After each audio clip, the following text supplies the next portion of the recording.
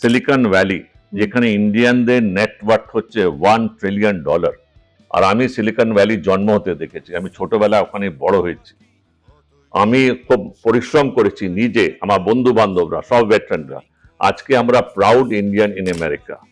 আমি চেষ্টা করছি বাঙালিদেরকে ওখানে এনে সিলিকন ভ্যালি 2027-এ অলরেডি স্যান হোজে কনভেনশন সেন্টার বুক হয়ে গেছে 9, 10, 11। বেঙ্গলি বিজনেসকে আবার জাগ্রত করার চেষ্টা করছি। ওইটার মধ্যে মিউচুয়াল ফান্ডে যারা এক্সপার্ট ওদেরকে ডাকছি। করণ জোহর যখন আলু অর্জুনকে ফোন করে আর ওকে অফার দেয়, আলু অর্জুন বলে তোমার যে 3টে অ্যাক্টর আছে, অক্ষয় কুমার, শাহরুখ খান, সলমান খান, 3জনে ফিজ অ্যাড করে নাও, সেটা আমার ফিজ প্লাস 10% অন ডিস্ট্রিবিউশন। যদি ভারতবর্ষের ইন্ডাস্ট্রিয়ালিস্টদের, সাকসেসফুল এন্টারপ্রেনিয়রদের, সায়েন্টিস্টদের, পলিটিশিয়ানদের, অ্যাডমিনিস্ট্রেটরসদের যদি এই ভাবনাটা যদি আসে, তো ভারতবর্ষ এমন জায়গায় পৌঁছে গেছে কি উন্নতি করার অনেক অপরচুনিটি আছে।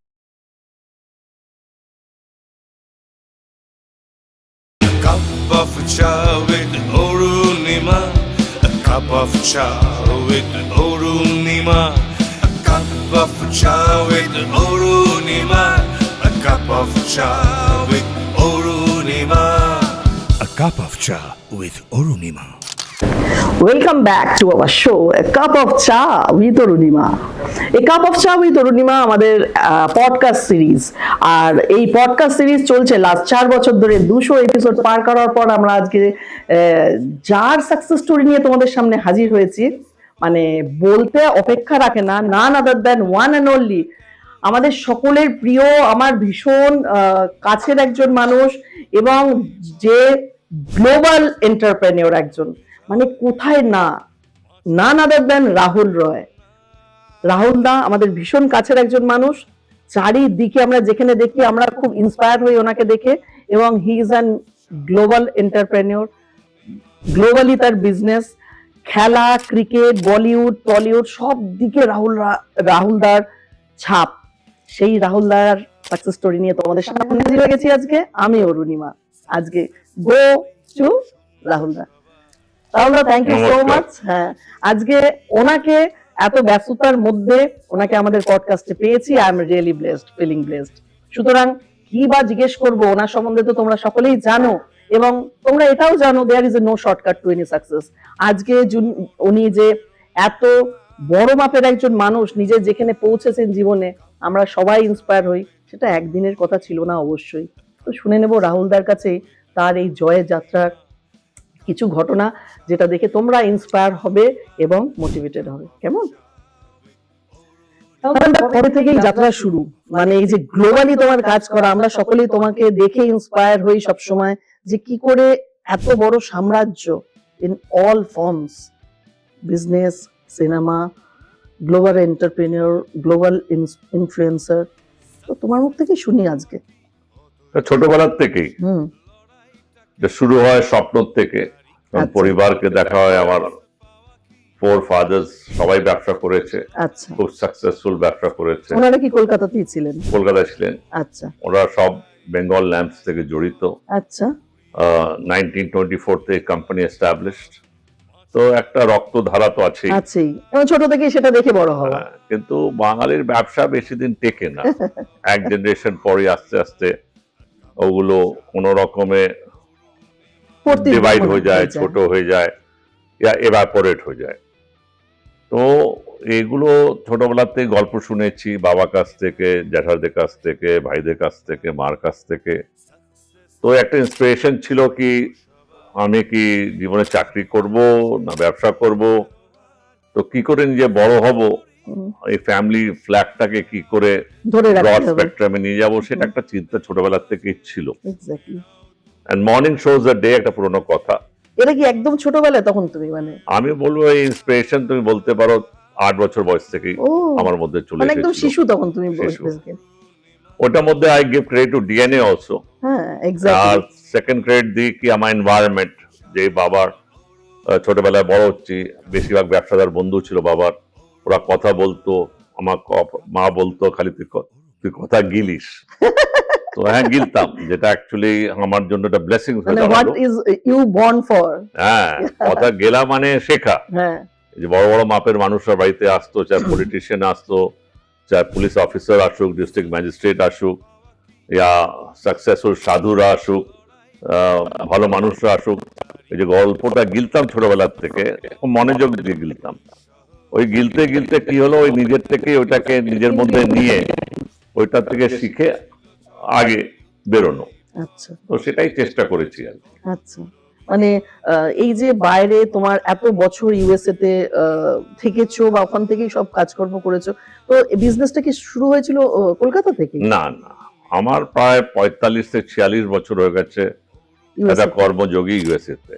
আচ্ছা, আমি মানি একটা সাকসেসফুল ব্যবসাদারকে যদি সাস্টেইন করতে হয় তাহলে ওকে যোগী হতে হবে, কর্মযোগী, রাইট। আর কর্মটা হচ্ছে কৃষ্ণর কথাই আছে, যা কর্ম করিবে সেই ফল পাইবে। তো কর্মটাকে এইভাবে করতে হয় যাতে তুমি কমিউনিটিকে নিয়ে আগে যাও, সোসাইটিকে নিয়ে আগে যাও, নিজের লোকেদেরকে, তার মধ্যে তোমার আত্মীয় স্বজনরা আসে, তার মধ্যে বন্ধু বান্ধবরা আসে, তার মধ্যে ভালো লোকেরা আসে।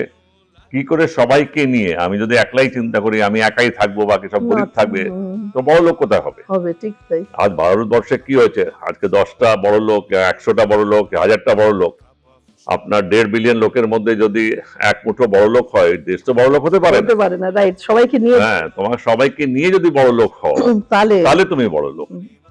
তো আমার কথা উদ্দেশ্য হলো সেটাই যদি ভারতবর্ষের ইন্ডাস্ট্রিয়ালিস্টদের, সাকসেসফুল এন্টারপ্রেনিয়রদের, সায়েন্টিস্টদের, পলিটিশিয়ানদের, অ্যাডমিনিস্ট্রেটরসদের যদি এই ভাবনাটা যদি আসে, তো ভারতবর্ষ এমন জায়গায় পৌঁছে গেছে কি উন্নতি করার অনেক অপরচুনিটি আছে। আমরা যে রাহুল রয়কে সামনে পাচ্ছি, আমরা আজকে মানে যারা শিখছি তোমাকে দেখে হয়তো কিছুটাও ফলো করতে পারবো, এর চেয়ে তো বেশি কিছু নয়।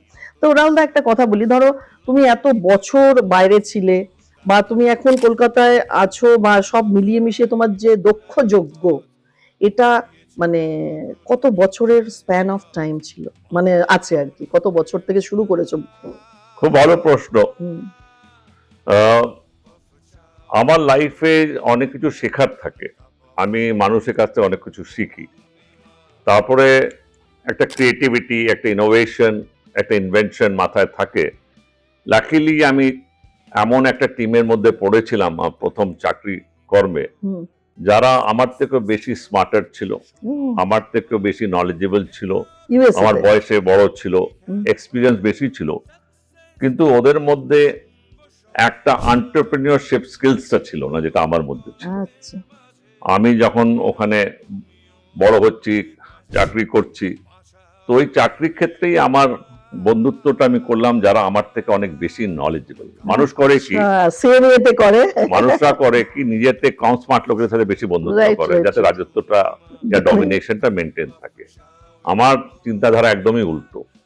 আমি আমার থেকে যারা বেশি স্মার্ট, আমার থেকে বেশি ইন্টেলিজেন্ট, আমার থেকে বেশি এডুকেটেড, তাদের সাথে যদি আমি ঘুরি, তাদের সাথে যদি আমি ওদের সাথে কাজ করি, তাহলে যতই বড় হই না কেন আমি, আমার কন্টিনিউয়াস লার্নিং প্রসেসটা কোনোদিন বন্ধ হবে না।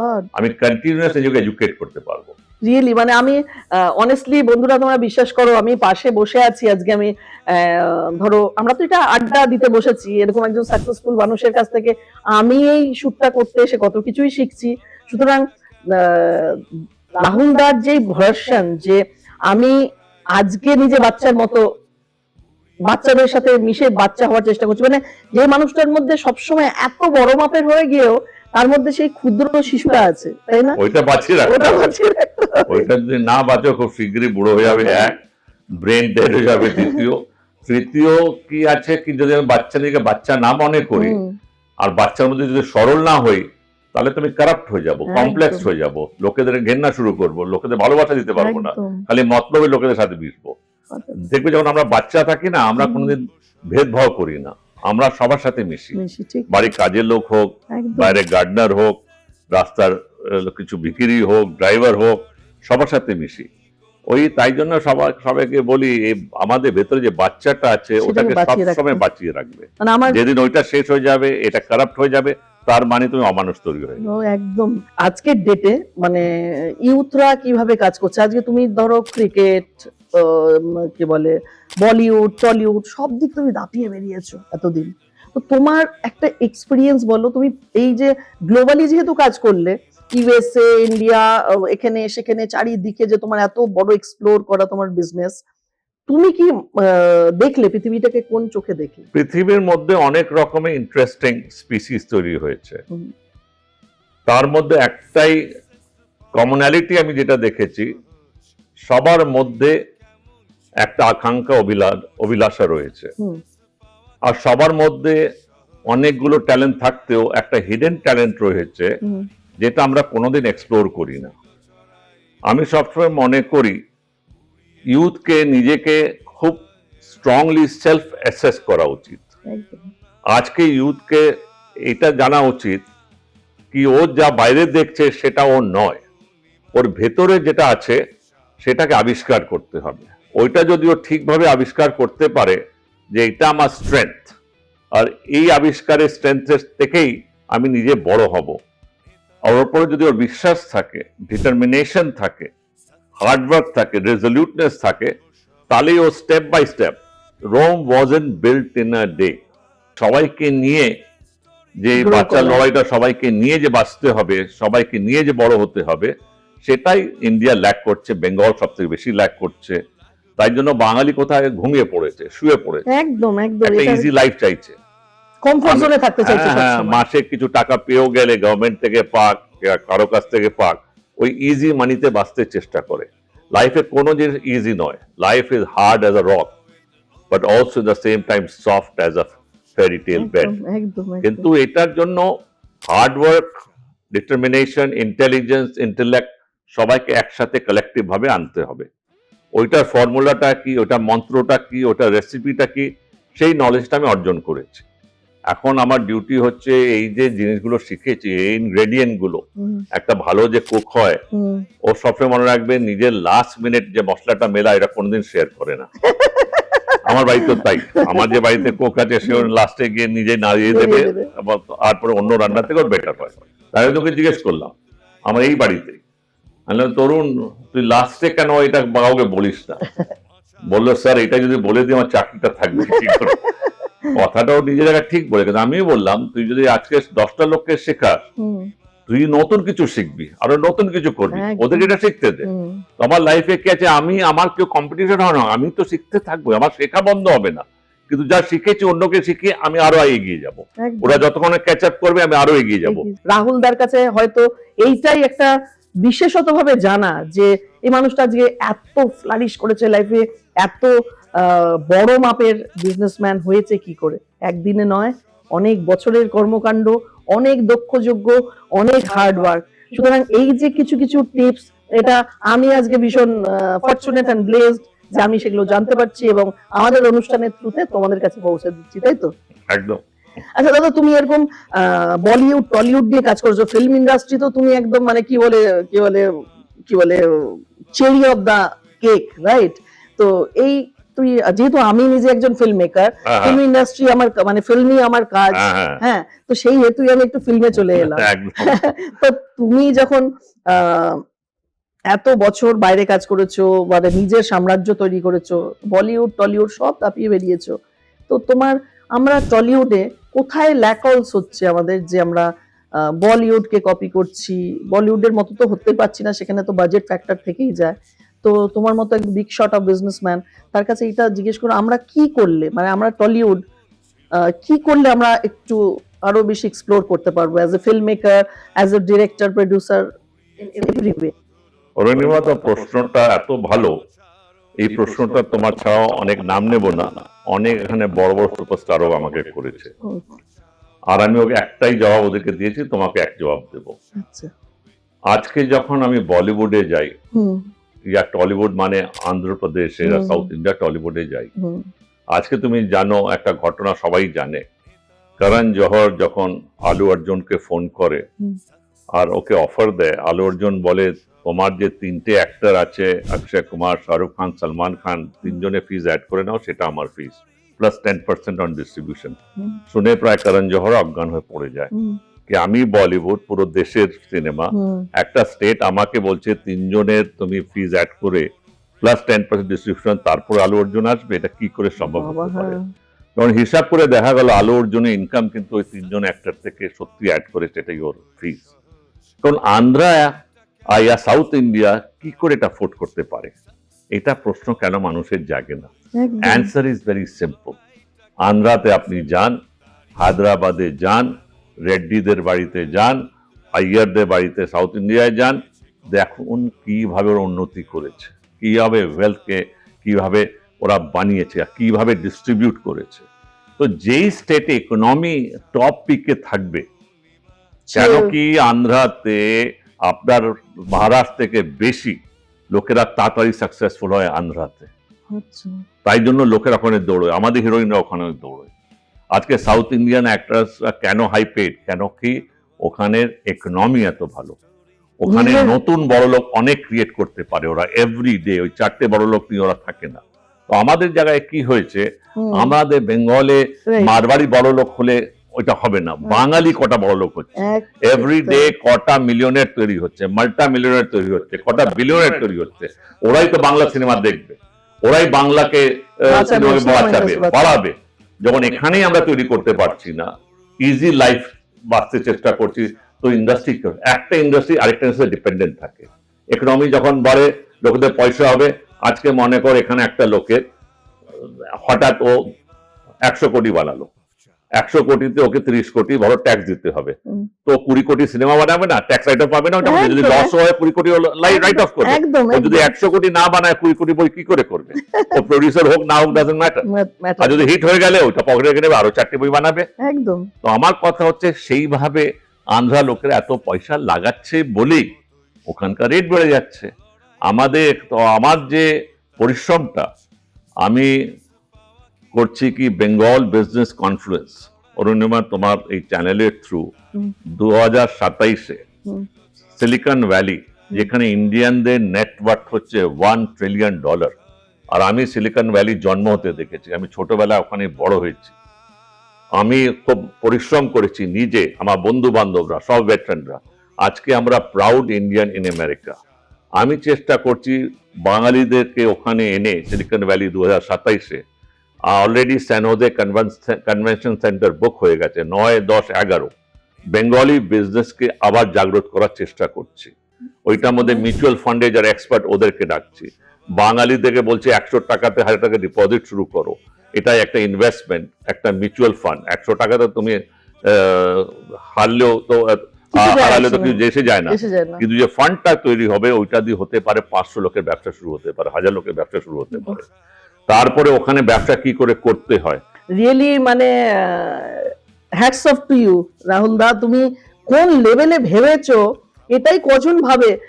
B2B বলে যেটা আসছে, মানে দাদা এটা প্ল্যানিং করছেন অলরেডি, যেটা 2027-এ হবে, রাইট? ইউএসএ তে, স্যান হোজেতে, সিলিকন ভ্যালি, ক্যালিফোর্নিয়া। ওটা 9, 10, 11 তোমাকেও আসতে হবে, একদম ইনভিটেশন পাবে। আমি আশা করছি ওখানে 5000 বাঙালি আসবে।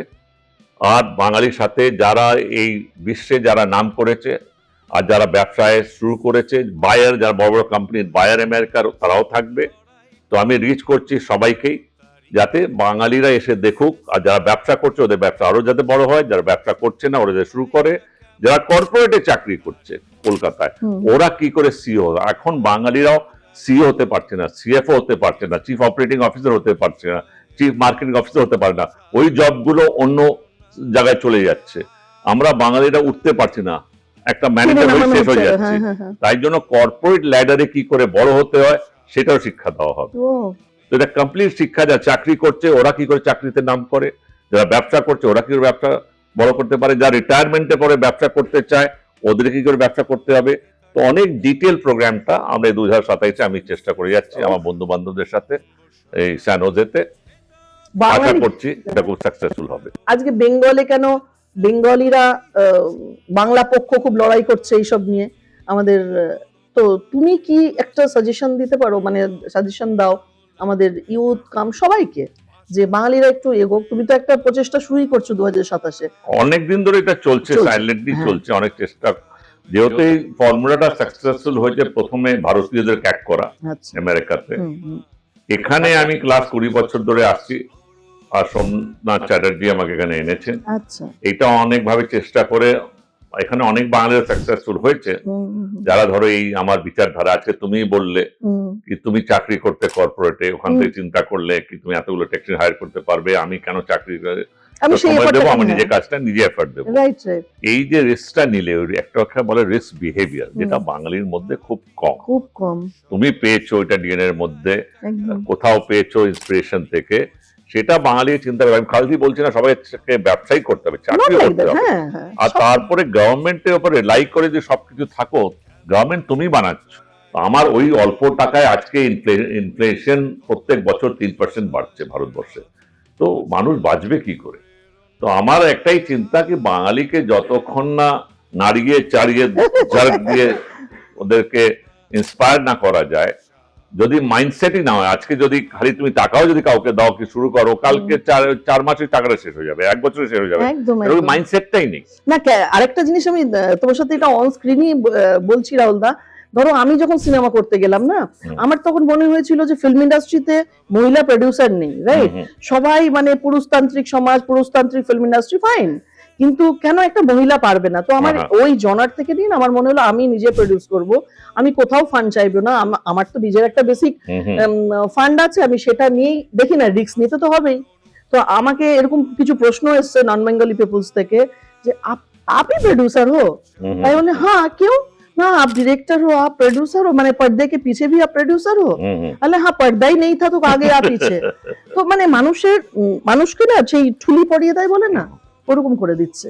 তো এখান থেকে তো বেরোতে হবে, তাই না? একদম 100%। তো তোমাদের মতো বাঙালি, মানে এইরকম সেরা বাঙালি, আমার কাছে সত্যি কথা একজন সেরা বাঙালির, আমি সেরা বাঙালির পাশে বসে তার সাথে কথোপকথন করছি, এরকম বাঙালি থাকলে পরে আরো এরকম অনেক বাঙালিরা ইন্সপায়ার হতেই পারে। রিয়েলি প্রাউড অফ ইউ দাদা, মানে তুমি যেইভাবে বাঙালিয়ানা বজায় রেখে বাঙালি কে কোথায় নিয়ে গেছো, এবং সেই জায়গায় আমাদের মতো মানুষরা যারা তোমাকে দেখে শিখবো, আগামী দিনে আরো চেষ্টা করব। এখনো আমরা খুব ডিভাইডেড কমিউনিটি, যেটা তুমি বললে ডিভাইডেড, মানে আমরা ভাবি কি আমরা ভারতবর্ষের নয়, আমরা কিন্তু ভারতবর্ষ একটা মেন অঙ্গ। আমরা ভারতবর্ষে আমাদের এত কন্ট্রিবিউশন রয়েছে, কিন্তু পাস্টে রয়েছে, ওই পাস্ট গ্লোরি নিয়ে আর থাকা উচিত না। আরেকটা জিনিস খুব ইম্পর্টেন্ট, এই শরৎচন্দ্র সিনড্রোমটা এখান থেকে বের করতে হবে। এই যে আমরা যে ফেলোরিজমকে গ্ল্যামারাইজ করি সিনেমাতে বলো, ইয়া তুমি আমাদের মধ্যে বসে যদি বলো, কেউ যদি বড় লোক হয় আমরা একটু জেলাসি, একটু ঘৃণা, একটু রাগ, ওই হিসেবে দেখি।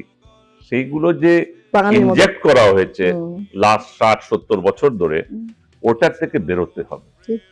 হিরো ভেবে যদি আগে যাই, বাংলার উন্নতি কেউ আটকাতে পারবে না, এটা আপনাকে আমি লিখে দেবো। বাহ বাহ বাহ, ভিউয়ার্স তোমরা বুঝলে তো, মানে তোমরা শুনলে তো, বেসিক্যালি দেখো আমাদের মূল লক্ষ্য উপলক্ষ্য দুটোই, two motivate people, to inspire people. আজকে রাহুল রয়, আমাদের সকলের ভালোবাসার একজন মানুষ রাহুল দা যে কথাগুলো বললেন, তোমরা যদি চাও, তোমরা একের সময় আমারও মনে হয় উনি যেরকম বললেন যে তুমি নিজেকে হিরো ভাবো, আজ থেকে ভাবো তুমি সবার সেরা। যেদিন তুমি ভাববে যে তুমি বেস্ট, সেদিন দেখবে তুমি বেস্ট হচ্ছ। আমরা ডিমোটিভেটেড হয়ে যাই, একটা দেখবে পার্টিকুলার জনারে কাজ করছে, হ্যাঁ ঠিক আছে এটা পড়লেই হলো, গেলেই হলো, এই যে জিনিসটা থেকে বার হবে, সেদিন তোমাকেও লোকে ফলো করবে।